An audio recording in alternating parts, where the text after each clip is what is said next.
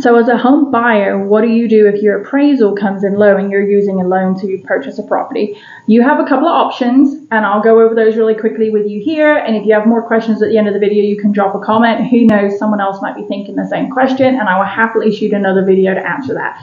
My name is Kirsten Openshaw. I'm the owner and founder of the Openshaw Realty Group. And if this scenario were to happen to you, there's a couple things you can do. Number one, you can turn around to the seller and you can say, hey, would you drop the price to the new appraisal value? Now, the appraisal's value is just an opinion of value.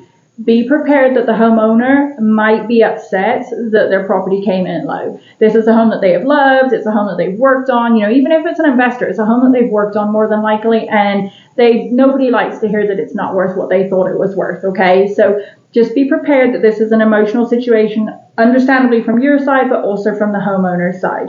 So number one, you can ask the homeowner, would you drop the price? Say the contract price was $350 and it came in at $330, so you have a $20,000 deficit on the gap, on the purchase price gap here. So will the homeowner take it? I don't know. Ask them if you want to. If you know, like, hey, we have an extra $10,000, we kind of suspected that the appraisal might come in low, we're happy to use this $10,000 to help cover this gap, maybe go ahead and straight offer that, because that will be the second scenario of, okay, we don't want to ask the homeowner just to eat this deficit completely. Understandably, you don't want to overpay, in your opinion, for the house either. Number two would be to renegotiate and say, okay, we could come to the table with this much. Would you come to the table with this much? So in other words, would they still drop the price $10,000 and you bring $10,000, so you're meeting in the middle?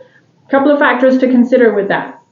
How long are you going to stay in the home? If you're only going to be in the home a couple of years, are you going to make that difference up? Look at the rate of appreciation, the historical rate of appreciation, and the projected rate of appreciation for that area. Are you going to have a home that's going to likely appreciate enough to make up that difference and still give you some extra equity to pay for closing and all those things when you sell? Nobody wants to sell a house upside down or buy an investment with the plan of selling it upside down. That would be a bad buy. So check on that, see if those numbers work for you. If you're going to plan on being in this home for forever, side note, most people plan that, and that's not what happens. So take a very realistic view on, are you going to be in this home for forever? Is it somewhere you can grow old in? Is it somewhere that you can grow your family in for a couple of decades? Like what stage of life are you in? What are you buying this house for? Look at that.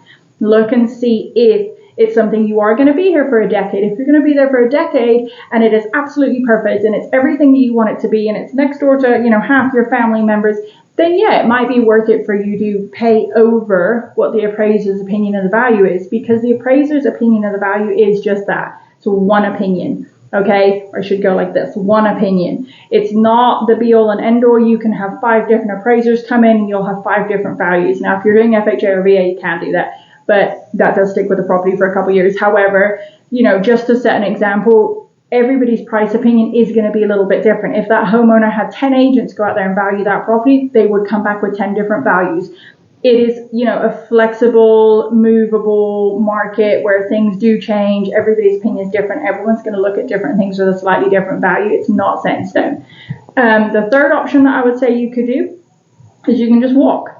I would never recommend this, because if you liked the house enough to put it under contract and you liked the house enough to do an inspection and pay for an appraisal and go through all this stress and, expense, I would never recommend just walking, because the answer is always no if you don't ask. So I would still ask either option 1 or 2 and just see what happens. Just take a second. I know it's an emotional time. I know that it's, upsetting to hear that someone else doesn't think that the house that you loved and you put this amount of money towards, as in the purchase contract, you thought it was worth $350 and you were going to pay that.